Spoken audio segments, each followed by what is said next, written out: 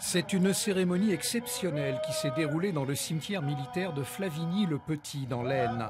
La dépouille du tirailleur kanak Kalepo a été exhumée 99 ans après sa mort pour être ramenée sur son île natale, Tiga. La famille demandait son rapatriement depuis 30 ans. Jusqu'à une date bien précise, les familles ont eu la possibilité de récupérer leurs morts et de les inhumer dans des caveaux familiaux, dans des cimetières municipaux. Mais les autres corps ont été laissés à la charge de l'État et sont protégés dans les nécropoles. Le soldat Kalepo appartenait au 1er bataillon de tirailleurs du Pacifique qui regroupait des Mélanésiens et des Polynésiens.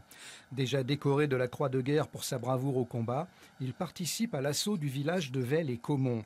Il est tué à l'ennemi le 25 octobre 1918, 18 jours avant la signature de l'armistice.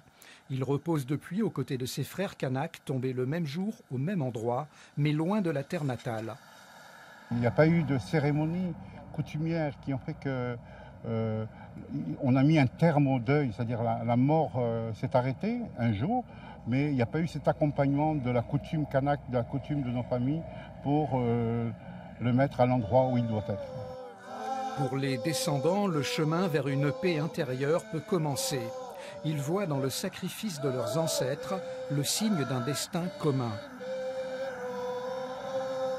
Dans le linceul dans lequel il a été enveloppé, il y a un bout de terre du département de l'Aisne. Il y a un peu de la terre d'ici qui part avec lui, qui sera enterré à Tiga.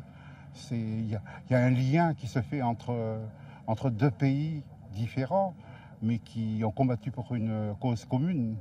Et on parle souvent en Nouvelle-Calédonie de destin commun. Mais nos vieux ont travaillé le destin commun, ils ont vécu cela bien avant nous.